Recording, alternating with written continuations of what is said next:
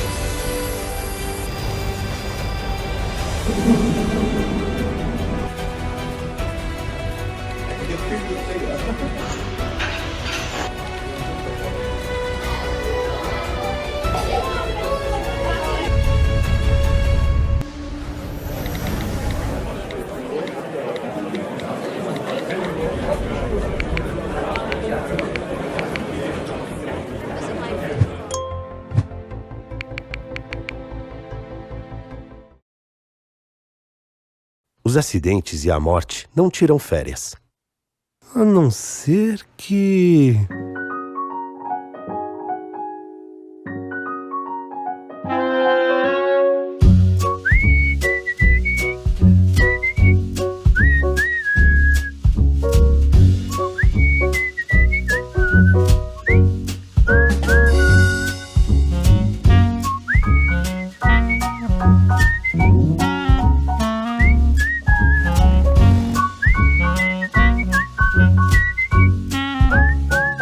No trânsito, dê férias para a morte.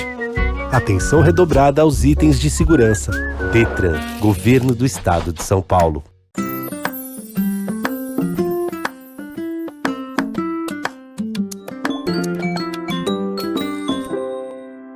Está começando mais um programa Infância em Foco.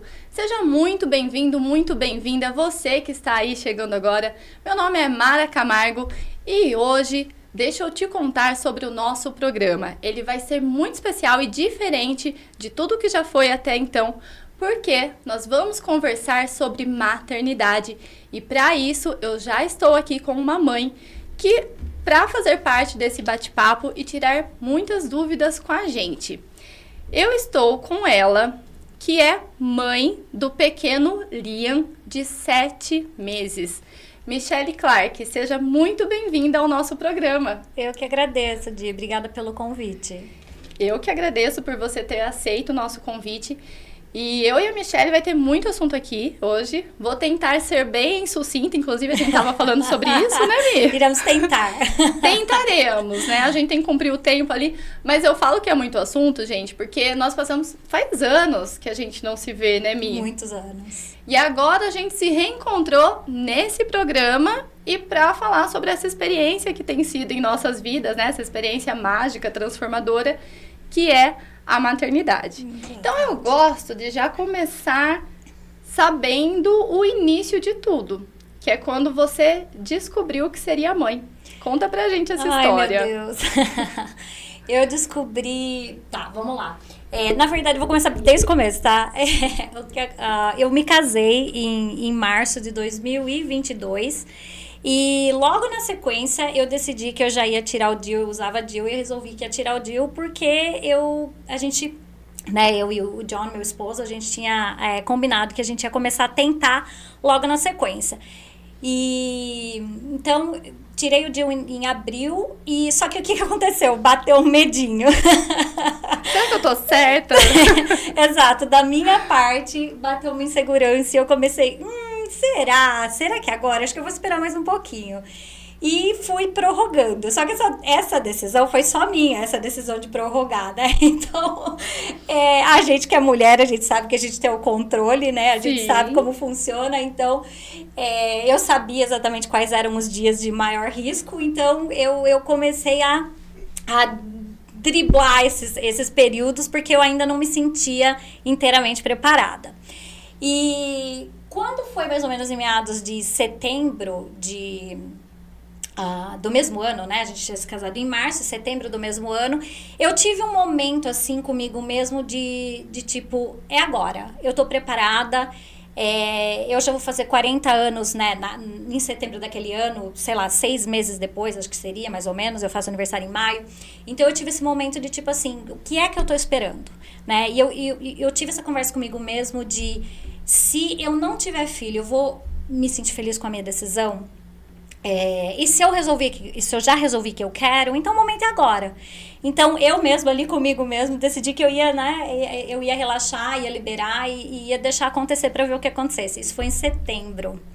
Em outubro eu engravidei, né, um mês depois da minha decisão eu engravidei, e eu descobri a gravidez no dia 6 de novembro. Eu estava num congresso de nutrição em Orlando, na Flórida, e minha menstruação atrasou. E é engraçado que, assim, eu não sei se você passou por isso, mas comigo o que aconteceu foi, eu já sabia que eu tava grávida, eu já tinha esse sexto sentido de que tinha acontecido, sabe? Eu lembro que no sábado, o congresso terminava no domingo, e eu lembro que no sábado eu tentei ligar pra minha irmã, pra falar pra ela, olha, tá atrasado pra mim faz 3 dias, eu sou muito reguladinha, e eu falei, eu tenho certeza que você vai ser tia. E a minha irmã não atendeu, e aí eu tive que voltar pras aulas, e acabou que eu guardei aquilo pra mim. E eu lembro que naquela noite, no sábado, quando eu voltei pro meu quarto no hotel, eu fui dormir chorando, mas era um choro de alegria, porque eu sabia. Você já sabia? Eu já sabia. Então, assim, eu fiquei na ansiedade, esperando pelo domingo pro congresso acabar, e eu já sabia que tinha uma farmácia, eu tinha pesquisado, tinha uma farmácia na frente do hotel, né? Eu tinha que atravessar a avenida, e quando acabou o congresso, às 5 horas da tarde do domingo, eu peguei meu carro, fui pra farmácia, eu fiz o teste dentro da farmácia, o meu nível de ansiedade. E eu tinha que dirigir 3 horas pra casa, né? Então eu fiquei pensando, eu não vou conseguir dirigir 3 horas sem ter certeza, né? Então, eu fiz o teste dentro da farmácia, e é muito engraçado que quando as pessoas me perguntam quem foi a primeira pessoa que recebeu a notícia, eu falo, foi a menina da farmácia. Porque foi bem especial, assim. Foi uma pessoa muito especial, a menina da farmácia. Porque eu fiz o teste no banheiro, concluí aquilo que eu já sabia, eu saí de dentro do banheiro chorando desesperada, tava chorando de alegria, de emoção, né? E eu procurei uma mocinha que trabalhava na farmácia, e eu perguntei pra ela se ela tinha alguma ideia de algum presentinho, alguma coisa que eu poderia comprar pro meu esposo pra anunciar. Porque eu queria anunciar naquela mesma noite, e eu claramente não tinha preparado nada, eu não sabia daquele momento, né, de fato. E aí, quando eu cheguei nela, eu tava chorando, ela falou, moça, você tá bem? Eu falei, moça, eu tô grávida. Gente, foi muito engraçado, porque ela não sabia se ela me parabenizava. Acho que foi inédito aquilo pra ela, provavelmente, né? Porque ela não sabia se ela me parabenizava ou se ela... Porque ela não sabia se tinha sido planejado, se a criança tinha pai, enfim.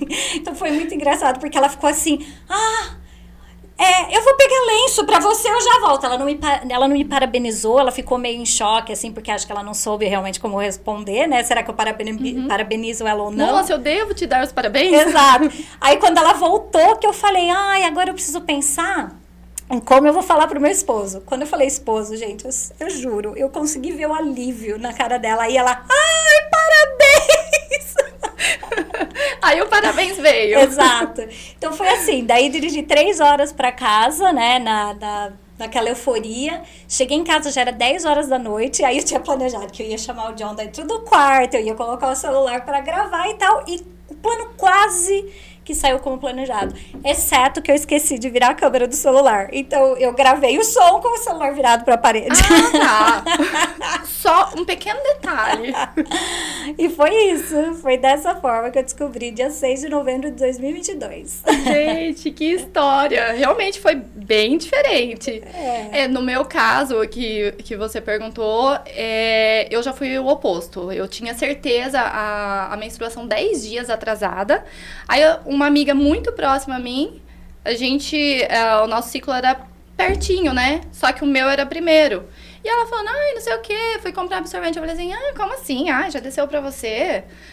Pra mim, não. Ela, você tá ficando louca? Você não tá foi grávida. atrás porque tá atrasado.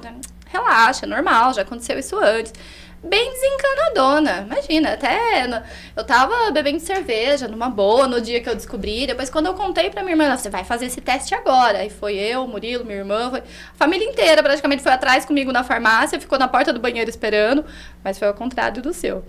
Mas então eu presumo que não foi planejado. Não foi. Aliás, a gente tinha terminado o namoro, eu e o Murilo, a gente ficou 1 ano separados. Olha... Reatamos, aí falamos assim, não, vamos reatar, mas como a família sofreu muito quando a gente terminou e tudo mais, não vamos já contar assim, né, a gente vai ficando, só que a família inteira já sabia, porque vira e mexe, ele aparecia em casa pra jantar, eu aparecia na casa dele, não, mas tá tudo bem, tá? Somos amigos. E aí, de repente, tá grávida. É uma maneira bem leve de contar pra família, Sim, né? Olha, voltamos e teremos e tem um bebê. presente, inclusive.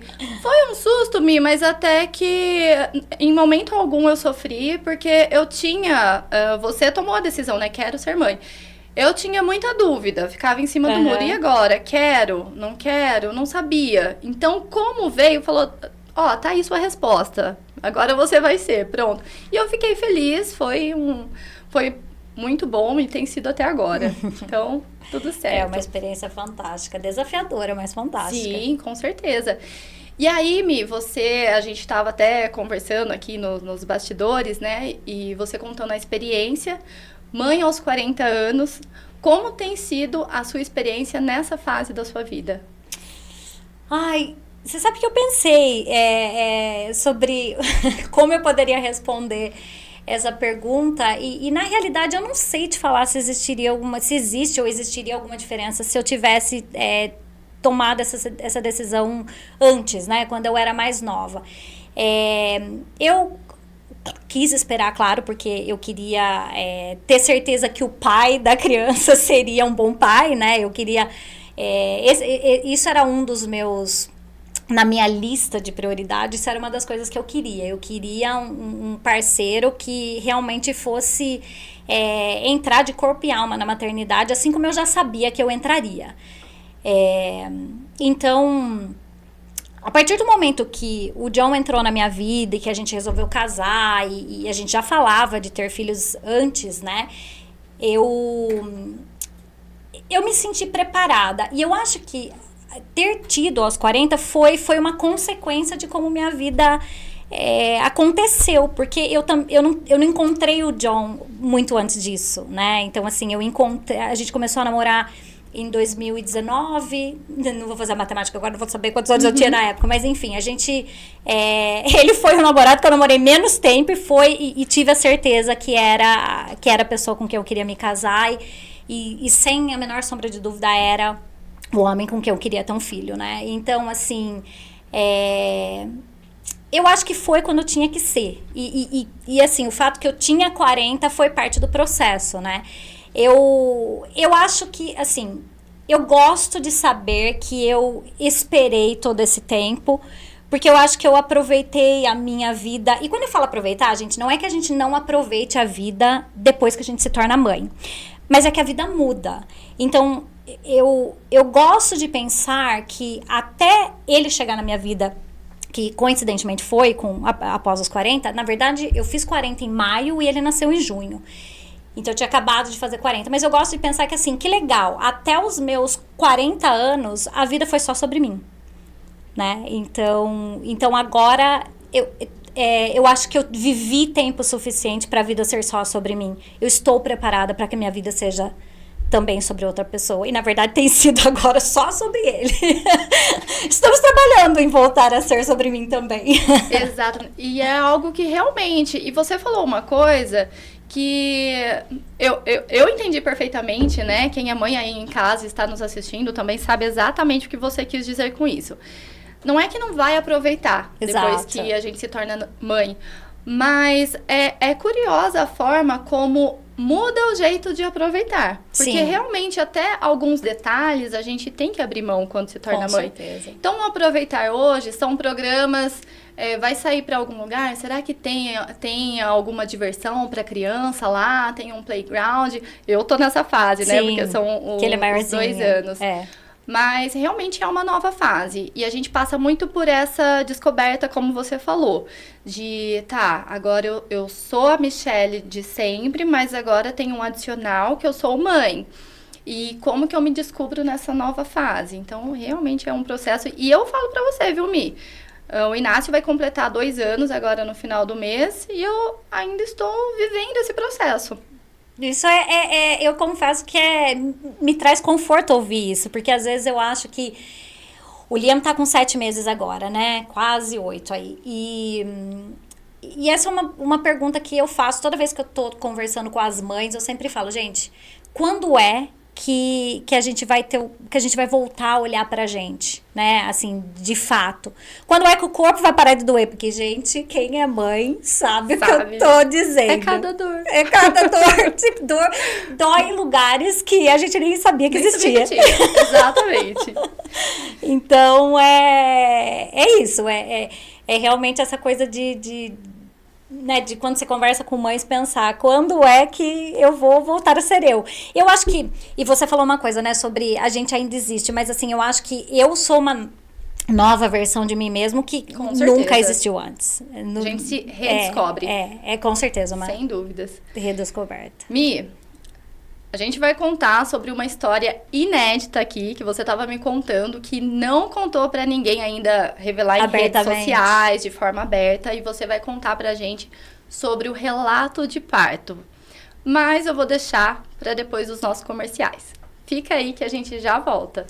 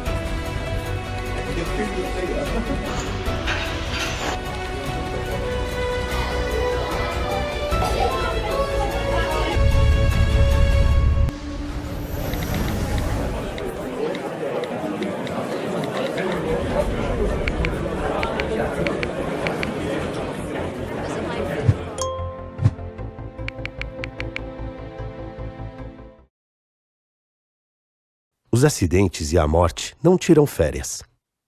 A não ser que...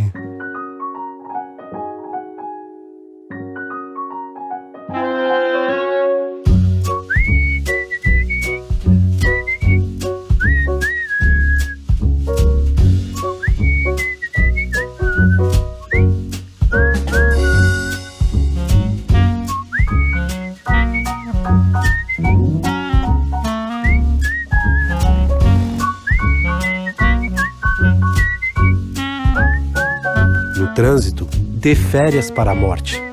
Atenção redobrada aos itens de segurança. Detran, Governo do Estado de São Paulo.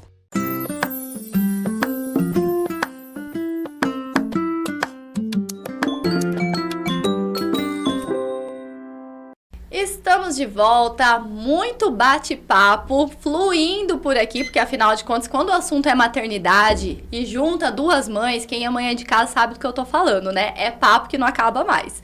Só que antes de retomar o nosso bate-papo com a Michelle, quero dar um recado especial para você aí de casa da Escola Primeiros Passos. A Escola Primeiros Passos é focada em educação infantil, atendendo crianças dos 4 meses aos 6 anos de idade, integrando no ambiente educacional o melhor de 2 mundos, cuidado e educação. Primeiros Passos, educação infantil, onde a infância acontece. Como você pode perceber, a Escola Primeiros Passos é o lugar certo para você que ainda estava em dúvida de onde matricular o seu filho. Então agora já não tem mais. E agora sim, voltando aqui o nosso bate-papo com a Michele.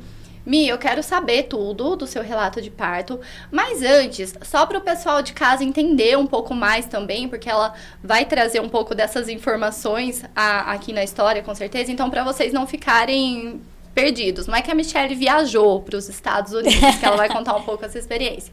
Eu e a Michele, a gente tem inclusive uma história que assim, nós crescemos num bairro, zona rural aqui da cidade de Leme, afastado 25 quilômetros distante daqui, que é o bairro Caju.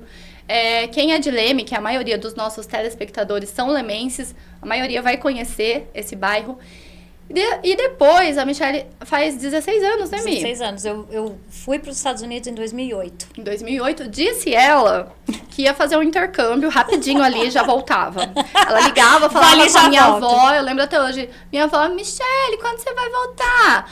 Não, dona Paula, daqui 1 ano eu tô de volta, daqui 6 meses eu tô de volta, tô fazendo uns cursos de verão. No fim das contas, faz 16 anos que ela tá morando lá, tá? Eu falo porque ela vai trazer algumas experiências que ela teve lá, então vai falar, mas o que ela foi fazer lá em Orlando? Ela mora lá. Exato, então, só pra contextualizar a nossa conversa daqui pra frente. E agora sim, de forma inédita, porque muita gente pediu nas suas redes sociais, sim.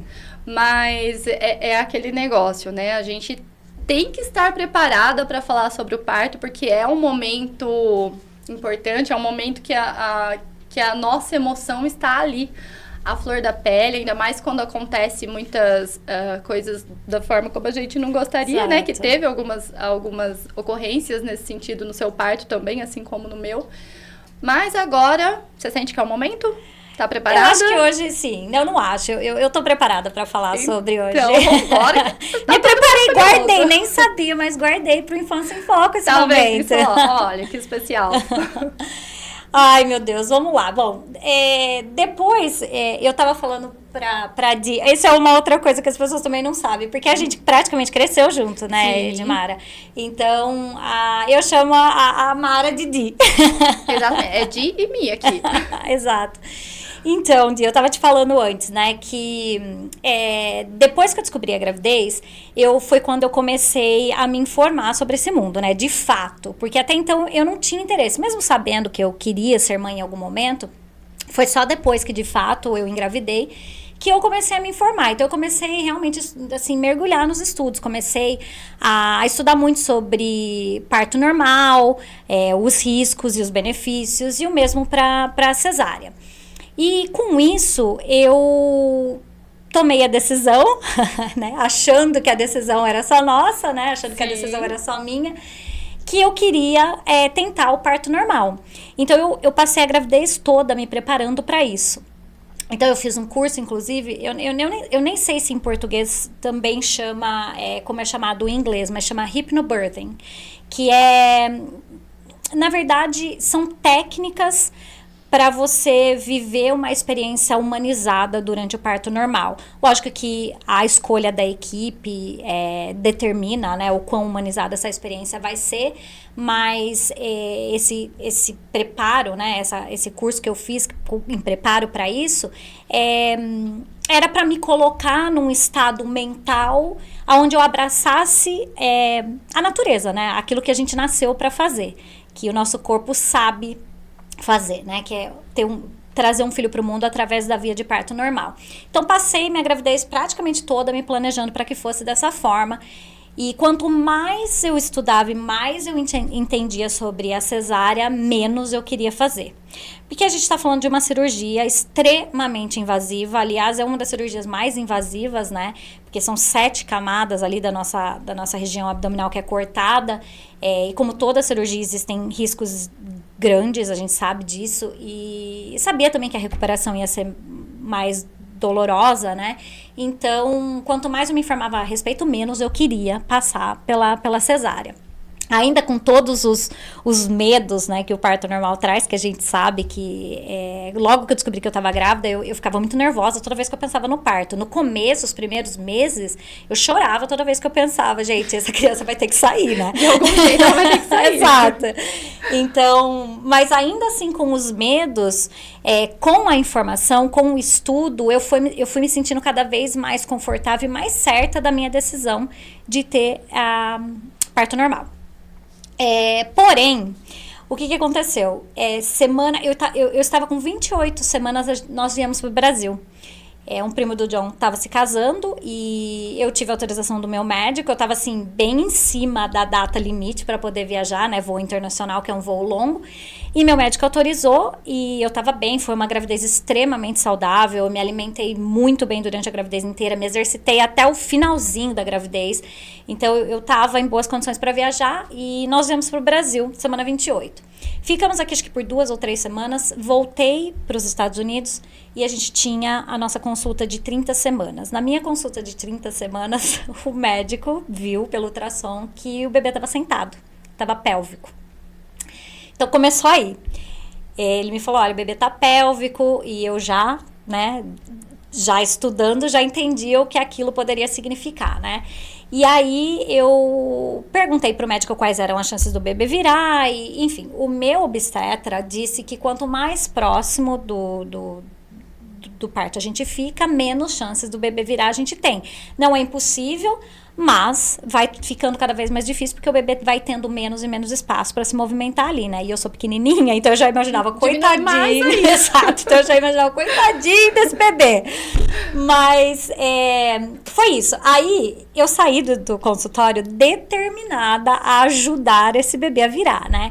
E existem técnicas, de novo, né? Aí estudando, lendo e tal, a gente sabe que existem algumas técnicas que não são propriamente comprovadas cientificamente, mas que podem ajudar o bebê a mudar de posição. Então, lá, você vira de ponta cabeça na piscina, tem algumas modalidades de exercício físico que você faz, exercício na bola de pilates. Então, eu saí de lá e essa foi minha missão. Agora, a parte engraçada hoje, pensando sobre isso, né, eu falo que é engraçado, é que mesmo sabendo que ele já estava pélvico, a gente contratou uma doula. Eu já tinha conversado com a doula antes dessa consulta de 30 semanas, onde a gente descobriu que ele estava pélvico.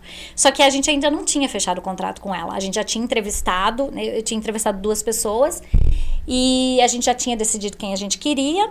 E a gente combinou que no nosso retorno do Brasil, a gente ia, né, fechar tudo com ela. E quando a gente voltou, a gente descobriu que ele estava pélvico, mas eu estava tão confiante que ele ia virar, que eu contratei a doula. E aí ela me ajudou também nesse processo com as modalidades, e ela, né, apresentou várias coisas lá que podia ajudar no processo. Obviamente, tudo isso, nada disso implicava risco para o bebê, né? Eu também cuidei muito para ter certeza que nada disso era um risco para o bebê. Mas tentei. E aí, nada desse bebê virar. Semana 34 a gente voltou pro médico, o bebê continuava pélvico, e aí a ansiedade foi batendo. Na semana 34, o meu obstetra começou a me preparar para a possibilidade de uma cesárea. Então, a gente conversou bastante a respeito, e ele falou, olha, Michele, de novo, não estou dizendo que é impossível, mas as chances são, né, X%, nem me lembro na hora, do que ele falou na hora, nem lembro exatamente quanto que era a porcentagem lá que ele falou, mas ele falou, eu gostaria que você já começasse a pensar sobre isso, porque justamente para evitar a frustração, né, porque a gente quer ter certeza que essa seja que seja uma experiência positiva. Então, eu gostaria que você já começasse a pensar nessa possibilidade. Como ele já sabia que eu estudava bastante, porque eu vivia constantemente questionando tudo que ele falava, ele falou, ó, vai para casa e começa a estudar sobre a cesárea e como você vai preparar para isso. E foi exatamente o que eu fiz. Você vai estudar de qualquer jeito? Exato. Como você vai caçar as informações, então, né, começa a pensar sobre a cesárea. E aí foi o que eu fiz. Eu saí de lá, lógico, ainda resistente, né, não queria, ainda não... Uma parte de mim não aceitava ainda, e eu ainda tinha esperança que ele fosse virar, mas eu comecei a me informar mais a respeito da cesárea. E aí na semana 36, 2 semanas depois, a gente voltou para consulta de 36 semanas. E a partir da semana 36, por causa da minha idade, que eu não sei se no Brasil é assim, mas nos Estados Unidos, a partir dos 30, eu acho que é 35 anos, se não me falha a memória. Não tenho 100% de certeza, tá? Mas eu acredito que a partir de 35 eles já consideram uma gravidez de risco. E então eu ia começar a ver o meu médico toda semana a partir de semana 36. Então a gente foi para consulta da semana 36 e eu ainda na esperança que esse bebê ia virar. E eu lembro que eu fiquei na sala de ultrassom por muito tempo, uns 45 minutos com o técnico que estava fazendo a técnica, uma senhora que a gente se apaixonou por ela. Ela ficou fazendo ultrassom ali por muito tempo. E ela, muito delicada, muito querida, ela fazia várias perguntas. A mala tá pronta? Mãe, a mala tá pronta? Eu falava, você acha que a mala tá pronta? Semana 36. Não, a mala não tá pronta. Ainda faltam 4 semanas, né? Assim eu espero. Exato. Enfim, e ali ela pedia pra eu mudar de posição, muda de posição, você pode virar, nananã. E eu achei que tava tudo bem, tava tudo normal. Nós saímos da sala de ultrassom e a gente foi pra sala do médico, o médico chegou na sala, ele com a enfermeira, isso no consultório do médico mesmo. Chegou na sala e ele falou, e ele me fez a mesma pergunta, sua mala de maternidade tá pronta? Eu falei, doutor, você também? Não tá pronta, semana 36, tipo, eu não sou essa pessoa, eu deixo pra última hora, doutor. Aí eu brinquei com ele. Como assim, gente? Por que estão me perguntando isso? E eu brinquei com ele, eu falei, doutor, eu deixo pra última hora. Ele falou, é que pode ser a última hora agora, por isso que eu estou te perguntando. E eu assim, oi? E aí ele falou pra mim que o meu líquido amniótico estava baixo. Ele falou, olha, o seu líquido amniótico tá baixo, a gente constatou agora no exame. E o bebê não estava muito ativo. Então eu gostaria que você fosse para o hospital para fazer um teste. Lá eles chamam de non-stress test, que é um teste que não é estressante para o bebê, acho que é isso, né? Que na verdade eles te conectam, um monte de fios, um monte de coisa, e eles ficam, tem um nome, é que eu não me lembro agora. E eles ficam medindo as atividades do bebê, batimento cardíaco, enfim. Aqui no Brasil é o cardiotoco. É isso mesmo, é isso mesmo. Enfim, ele me mandou para o hospital para fazer isso. E aí, eu discutindo com o médico, eu assim, doutor, como assim ele não tá ativo? Ele veio o caminho inteiro, foram 20 minutos de distância, esse menino tava ativo, essa criança tava ativa, ele veio o caminho inteiro, ele tá dormindo. O senhor pode olhar de novo, tá dormindo.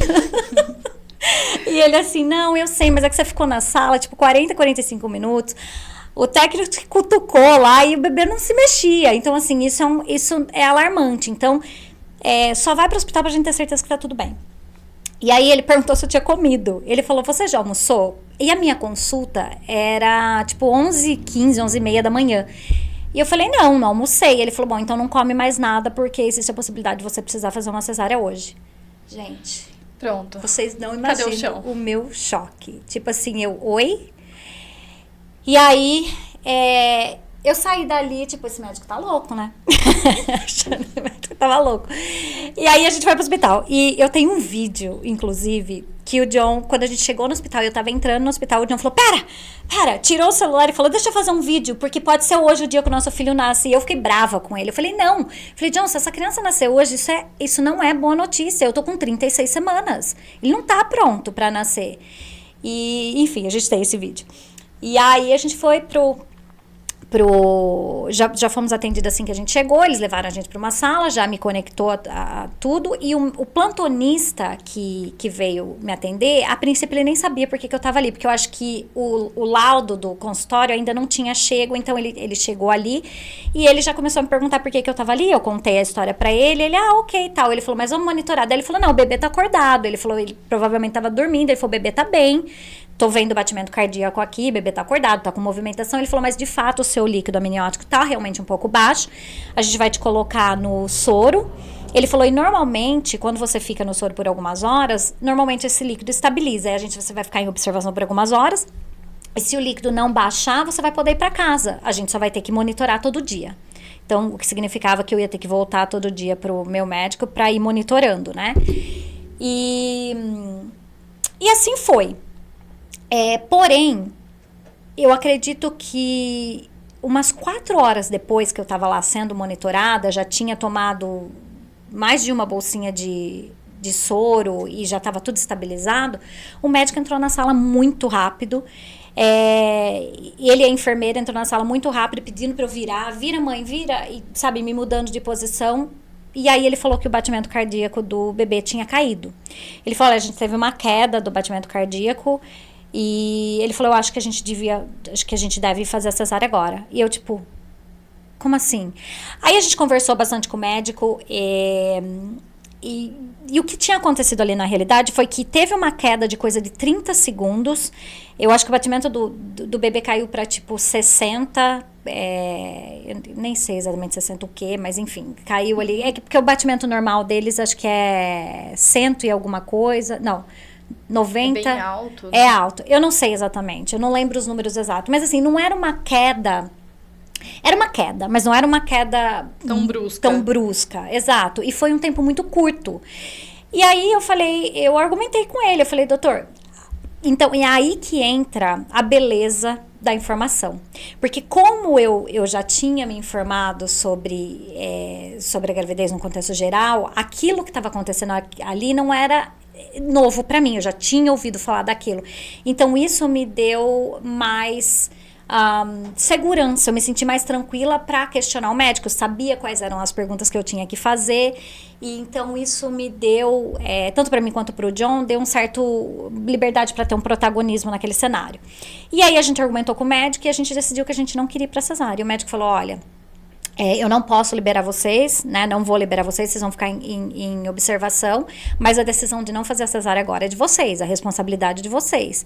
Então, assim, hoje, olhando para trás, eu falo, que coragem que a gente teve, né? Marinheiro de primeira viagem, você tá argumentando com o médico, mas, de novo, eu volto a bater na tecla, e a gente falou sobre isso, né? De informação precisa ser na medida, porque muita informação acaba deixando a gente meio doida, né?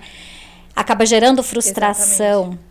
Mas naquele momento foi onde eu percebi que ter estudado nos beneficiou. Porque a gente pôde tomar uma decisão bastante importante para mim e mais importante ainda para ele, que ainda não estava pronto, porque eu tinha esse conhecimento.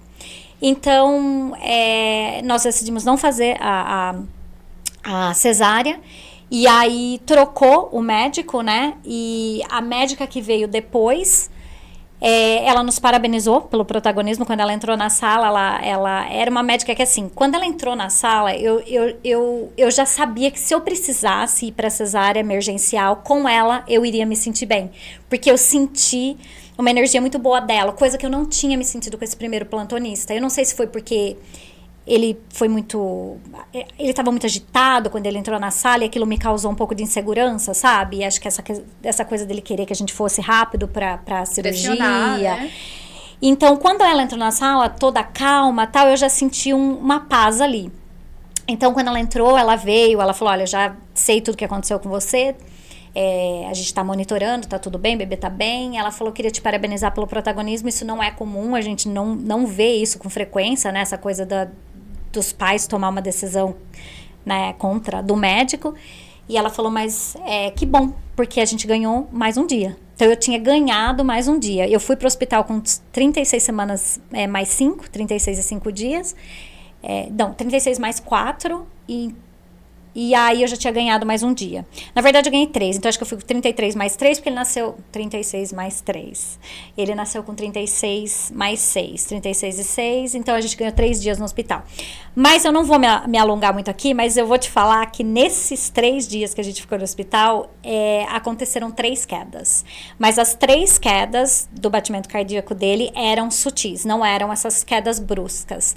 Mas no dia que ele nasceu, que foi na madrugada do dia 21 de junho desse ano, às 2h30 da manhã, eu estava dormindo, essa mesma médica, porque o plantão dela era 24 horas, se eu tiver, talvez eu tenha me confundido aí com o prazo, mas era ela ainda, e a gente conseguiu ganhar ali 2, 3 dias. Ela entrou na sala e a enfermeira também pediu para eu virar, tal, ela mostrou, aí ela falou para mim, mãe, agora eu acho que é hora. O batimento dele caiu para um número bem baixo, assim, comparado com o que estava acontecendo, e dessa vez foi por 2 minutos. E aí foi assim que a gente foi para a sala de cirurgia. Mas naquela altura, como eu precisei passar por todos esses dias ali no hospital, 2, 3 dias no hospital, não tinha mais por onde correr, né? Então, assim, eu acho que a diferença para mim, daquilo que a gente falou do nosso caso, do seu caso para o meu caso, é que eu tive tempo para aceitar. Para pensar, escolher, tomar decisão. Exato. Eu tive esse tempo de aceitação, tive esse tempo para me preparar para o momento, mas ainda assim, se eu te falar que a frustração foi totalmente tirada da situação, eu estaria mentindo, porque o fato de eu não ter, né, de eu não ter tido a oportunidade de ter tido um parto normal ainda mexia comigo. Isso foi trabalhado depois, durante a terapia. Eu sei que tem muita gente talvez assistindo vai falar, tipo, né? Que drama. Não, mas quem é mãe que sonha com um parto normal e no final das contas não tem jeito, tem que ser a cesárea, sabe do que a gente tá falando, Sim. né? Foi um caso que eu e você passamos. Teve uma amiga minha que também foi a mesma situação, acompanhamento com doula, gestação inteirinha. E realmente é um sonho, gente. É o que a gente. Não um sonho da vida inteira, um sonho a partir do momento que se torna mãe, que vai buscando informação. E quando tem isso frustrado, não tem como, né? Vem uma sensação. Exato. E eu esqueci da doula ainda. O que aconteceu com a doula, né? Que as minhas amigas perguntam, e a doula? E aí? E a doula, o que aconteceu foi que quando a gente foi pro hospital com 36 semanas, que o médico já falou que eu não voltaria pra casa sem o bebê, a gente falou pra doula, olha, você fez uma graninha aí sem precisar se esforçar muito. Porque não vai rolar. Porque enfim, não tinha mais aonde ela atuar ali, né? E a gente tinha assinado um contrato, né? Então a gente não tinha como voltar atrás, já tinha pago e tudo mais. Então esse foi uma outra parte de frustração também. Essa foi a história final da doula. Mi, muito obrigada por ter compartilhado conosco, principalmente por uma escolha surpresa ter sido o programa Infância em Foco. Eu quero deixar assim como uma mensagem final de tudo isso que a gente veio contando sobre os desafios na maternidade, de tudo isso que você contou, do parto, que a maioria, como eu te falei, né, a maioria passou por algum perrengue no momento do parto. Mas sabe o que compensa no final? Tem uma foto sua registrada ali nas suas redes sociais do melhor momento, o choro mais gostoso da vida. Quando você pegou seu filho pela primeira vez no colo, o seu olhinho brilhando, chorando. Não tem choro mais gostoso nessa vida. É indescritível. Não. Então compensa qualquer coisa. E eu não sei se você passou por isso, mas no meu caso, como ele nasceu, né, antes das 37 semanas, a preocupação dos profissionais, dos médicos, era o desenvolvimento do pulmão, né? Então, a médica que fez o meu parto ainda falou, ela falou, olha, se ele nascer e chorar, você fica tranquila. Agora, se ele nascer e não chorar, aí a gente vai, né, é um ponto para se preocupar um pouco mais, mas a equipe neonatal vai estar no quarto, ele vai ser avaliado assim que ele nascer. Então, assim, essa foi o que ficou na minha cabeça. Então, quando eu tava ali no processo e a médica narrou o parto, que durou 7 minutos, é ridículo quão rápido que é, né? 7 minutos. A gente espera tanto tempo, espera 9 vezes 7 minutos. Exato, 7 minutos. E ela narrou o parto. Quando ela falou, né, ela tava narrando e ela falou útero, que tinha chego no meu útero. Eu não sei por que eles narram, mas ela tava narrando ali o parto. Ela falou útero. Aí, quando ela falou útero, na sequência ela já falou baby boy, né, um menino. No que ela falou menino, na sequência foi o choro. Foi o choro. Pronto, vai o choro em dose então, dupla, assim, né? A hora que eu ouvi aquele choro, é uma delícia. Eu só consegui agradecer. Não dá pra descrever. Não.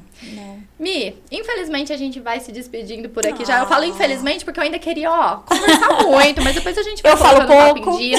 A gente pode marcar, inclusive, uma videochamada pra fazer um programa à distância também, pra dar uma continuidade no assunto. Deixa a galera votar, se eles quiserem que eu volto. Vai falar, essa menina fala demais.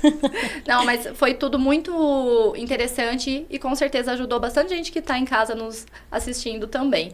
Então, agradecer mais uma vez por você ter aceito esse convite.